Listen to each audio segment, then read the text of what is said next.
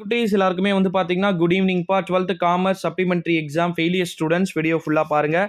Exam July 1 last exam ஓகேங்களா. 90 mark, maximum marks 90, total marks வந்து பார்த்தீங்கன்னா 90 மதிப்பெண்கள். ஃபஸ்ட்டு கீழே டிஸ்கிரிப்ஷனில் டெலிகிராம் குரூப் இருக்குது ஓகேங்களா. மறக்காமல் வந்து டெலிகிராம் குரூப்பை கீழே வந்து லிங்க் இருக்குது, கிளிக் பண்ணி ஜாயின் பண்ணிக்கோங்க ஓகேங்களா. எல்லா விதமான சப்ஜெக்ட்ஸ்க்குமே 12th தனி material, model question papers, PTA questions எல்லாமே இருக்குது ஓகேங்களா. ஃபஸ்ட்டு பார்ட்டில் 20 1 மார்க் கேட்பாங்கப்பா. இந்த 20 1 மார்க் வந்து மோஸ்ட்லி புக் பேக்கில் இருக்கிறதுக்கே நிறைய சான்சஸ் இருக்குது. நீங்கள் பயப்பட வேண்டிய அவசியம் இல்லை. அடுத்ததாக வந்து பார்த்தீங்கன்னா பார்ட் 2ல் ஒரு 10 2 மார்க் கொடுப்பாங்க. அதில் வந்து பார்த்தீங்கன்னா நிறைய இருக்குது. State the meaning of authority, அப்புறமா what is meant by regulated market, அப்புறமா வந்து பார்த்தீங்கன்னா நிறைய இருக்குது. வாட் இஸ் அன் இன்டர்வியூ அப்படின்னு ஏகப்பட்ட கொஷின்ஸ் இருக்குது. அதெல்லாம் நான் இங்கே சொல்கிறேன், நீங்கள் எப்படி குரூப்பில் அந்த பேஜ் பார்ப்பீங்க, நீங்கள் பாருங்கள்.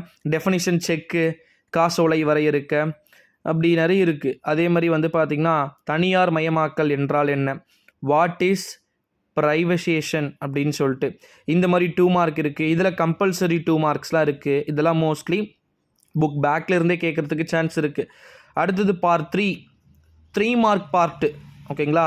அடுத்தது இதுலேயுமே 7 எழுதணும். இதில் ஒன்று கம்பல்சரியும் இருக்குது, இதுவுமே மோஸ்ட்லி புக் பேக்கில் இருக்கும். இதில் என்னென்ன கேட்பாங்கன்னா, ஒரு எக்ஸாம்பிளுக்கு சொல்கிறேன். Definition stock exchange according to ஆஸ்டிங்ஸ்னு வந்து கேட்பாங்க.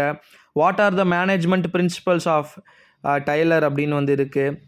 கொரில்லா மார்க்கெட்டிங் எக்ஸ்பிளைன் அப்படின்னு சொல்லிட்டு சொல்லியிருக்கிறாங்க. Who are the members of the national commission அப்படின்னு சொல்லிட்டு இருக்குது. இந்த மாதிரி கொஷின்ஸ்லாம் 3 மார்க்கில் வந்து இடம்பெறும்.